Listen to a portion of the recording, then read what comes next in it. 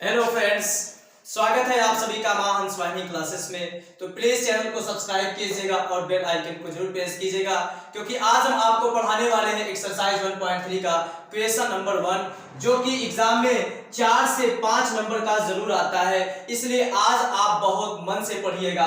देखिए, इस क्वेश्चन को सॉल्व करने से पहले हम आपको बताएंगे कि सह अभाज्य संख्या क्या होती है और परिमेय संख्या क्या होती है। परिमेय संख्या हम 9th क्लास के वीडियोस में बताए हैं, लेकिन यहाँ पे हम थोड़ा सा बताएंगे।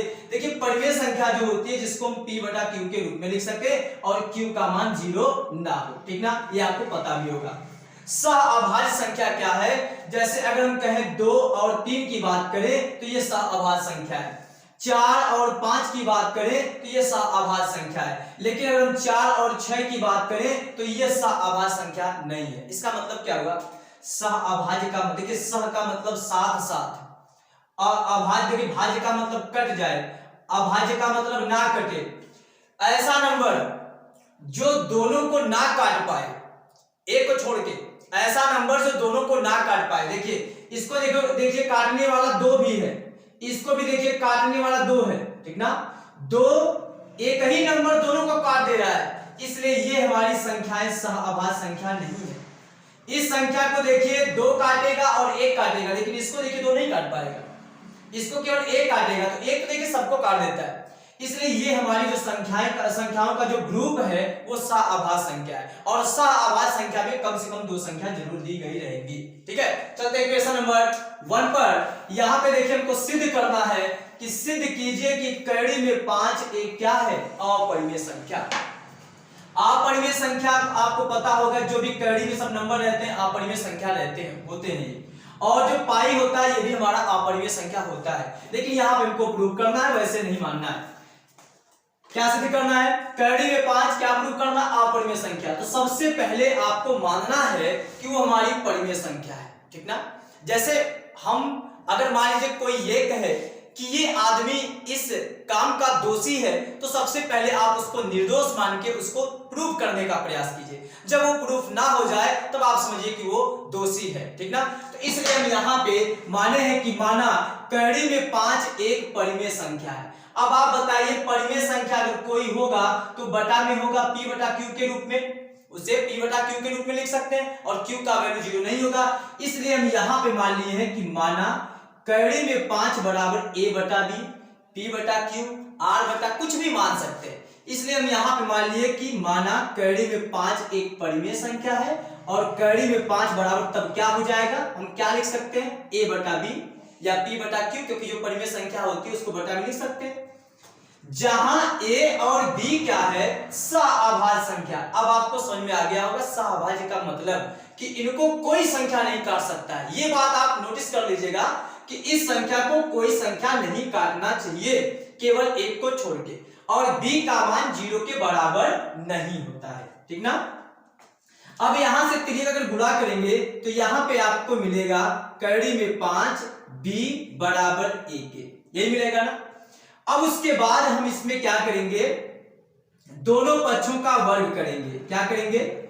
दोनों पक्षों का वर्ग करने पर, दोनों पक्षों का वर्ग करने पर जब आप दोनों पक्षों का वर्ग करेंगे तो यहां पे देखिए कड़ी में जो नंबर रहता है उसका वर्ग करते हैं तो कड़ी खत्म हो जाता है। तो यहां पे आ गया 5 और ये हो गया b स्क्वायर, यहां पे आ गया a स्क्वायर। एक बात और आपको यहां पे समझना जरूरी है। हम अगर आपसे ये कहें 3 गुणे 4, तो बताइए आप क्या आएगा? आपका जवाब होगा सर 12 आएगा। इतना आसान है ये तो आप पूछ रहे हैं, ये 12 आएगा, बात सही है। लेकिन इस 12 को काटने वाला वो कौन कौन नंबर हो सकता है? तो बहुत संख्याएं आप बताएंगे, लेकिन उन संख्याओं में आप 3 का नाम जरूर लेंगे कि सर 12 को काटने वाली 3 भी है, और उस संख्या में आप 4 का नाम जरूर लेंगे, क्योंकि उस संख्या को 4 भी काट सकती है।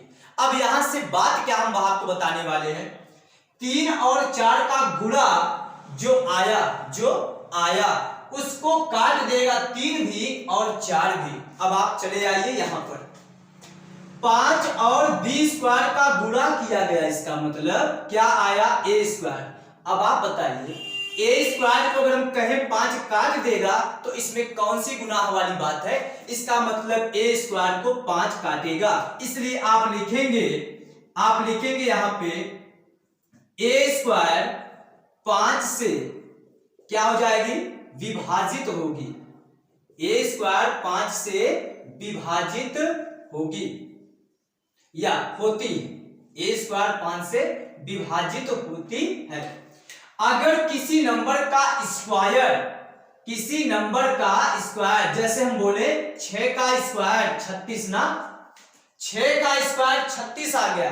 अगर ये संख्या को, इस संख्या को अगर हम कहें 36 को 3 काट रहा है, 36 को 3 काटेगा ही, तो वो संख्या जो काट रही है 36 को, वो संख्या 6 को भी काट देगी। कहने का मतलब ए स्क्वायर को 5 काट रहा था ना, इसलिए ए को भी 5 विभाजित करेगी। तो यहां पे लिखेंगे तब ए 5 से क्या हो जाएगा, विभाजित होगी। क्या लिखेंगे, ए 5 से विभाजित होगी। अब बताइए, जब ए 5 से विभाजित है, जब कोई संख्या किसी संख्या से विभाजित है, इसका मतलब उसमें गुणनखंड जरूर है। ए में उस संख्या का गुणनखंड जरूर है, इसलिए आपको मानना होगा ए बराबर 5 के फॉर्म में। इसलिए आप मानेंगे, माना ए बराबर क्या मानेंगे, 5, और यहां पे कोई ऐसा पूर्णांक नंबर मान लेंगे। बस इसके अलावा मान लेते हैं a बराबर 5m के कर दिए। चलिए a बराबर 5m, ठीक ना, 5m हो गया। अब a का मान आपको रख देना है। इसको मान लीजिए समीकरण नंबर 1, ठीक है, और इसको मान लीजिए समीकरण नंबर 2। ध्यान दीजिएगा, इसे समीकरण 1 माने और इसे समीकरण 2 मानिए। समीकरण 1 से, समीकरण 1 से देखिए, इसका मान हम समीकरण 1 में रखेंगे। जब समीकरण 1 में रखेंगे तो यहां आपका बन जाएगा, यहां बनेगा आपका 5b स्क्वायर, और a के जगह पे 5m रखेंगे तो यहां पे हो जाएगा 5m का स्क्वायर। क्या आ जाएगा, 25m स्क्वायर आएगा ना। अब देखिए यहां पे हम लिखते हैं, ध्यान दीजिएगा केवल, ये आ गया आपका 5b बराबर 25m स्क्वायर। ये 5 से 25 कट गया तो यहां 5 बचेगा, तो b बराबर हो जाएगा 5m स्क्वायर। क्या आएगा, अच्छा यहां पे स्क्वायर है ना b का, b स्क्वायर बराबर 5m स्क्वायर। अब आप ये बताइए, 5 और m स्क्वायर का गुणा b स्क्वायर बना, इसका मतलब b स्क्वायर 5 से कटेगा कि नहीं, अब आपको समझ में आ गया होगा। अब आप लिखेंगे इसके बाद, अतः 5b स्क्वायर, या ऐसे लिखेंगे, सेम ऐसे लिखिए, ऐसे, वहां पे a स्क्वायर था, यहां b स्क्वायर, b स्क्वायर 5 से क्या हो जाएगा, विभाजित होता है। जब b स्क्वायर 5 से विभाजित होता है, तब b 5 से, या ऐसे लिखेंगे b भी 5 से क्या होगा, विभाजित होगा। बताइए, विभाजित यहां पे लिख लीजिएगा, विभाजित होगा। अब बताइए, यहां से पता चला कि a 5 से विभाजित होगा, और यहां से पता चला कि b भी 5 से विभाजित होगा। लेकिन जब हम शुरू में माने थे a और b को, और वहां माने थे सह अभाज्य संख्या, जब वो सह अभाज्य संख्या थी तो उसको केवल 1 से कटना चाहिए था। जब उसे 1 से कटना चाहिए था, यहां से तो 5 से कट रही है, लिखेंगे अतः, या चूंकि a और b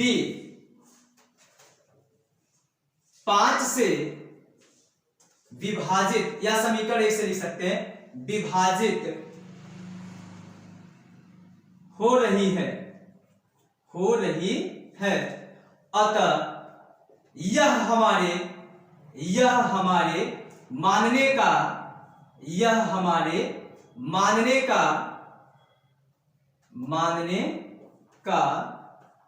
विरोधाभास है कि विरोधाभास का मतलब कि जो हम माने थे उसका विरोध हो रहा है। विरोधाभास है कि क्या लिखेंगे कि कड़ी में 5 एक परिमेय संख्या है। हम परिमेय मान के चल रहे थे, उसका विरोध हो रहा है। कड़ी में 5 एक परिमेय संख्या है, परिमेय संख्या है। यह हमारे मानने का विरोधाभास है कि कड़ी में 5 एक परिमेय संख्या है। इसका मतलब कड़ी में 5 परिमेय संख्या नहीं है। अतः कड़ी में 5 क्या हो जाएगा? एक अपरिमेय संख्या। कड़ी में 5 एक अपरिमेय संख्या है, अपरिमेय संख्या है। ये हो गया आपका क्वेश्चन प्रूव्ड। और ये क्वेश्चन को आप बहुत ही बारीकी से देखिएगा और इसी टाइप का क्वेश्चन एग्जाम में आता है। क्वेश्चन में कड़ी में 5 की जगह पे कड़ी में 2 हो सकता है, कड़ी में 3 हो सकता है। तो आपके लिए आज होमवर्क हम दे रहे हैं कि सिद्ध कीजिए कि कड़ी में 3 एक अपरिमेय संख्या है। सिद्ध कीजिए कि कड़ी में 2 एक अपरिमेय संख्या है। और एक बात और, सिद्ध कीजिए कि कड़ी में 7 एक अपरिमेय संख्या है। आज के लिए इतना ही। और प्लीज चैनल को सब्सक्राइब कीजिएगा और बेल आइकन को जरूर प्रेस कीजिएगा ताकि हम आपसे ऐसे बने रहें और ऐसे आपको होमवर्क देते रहें। Thank you.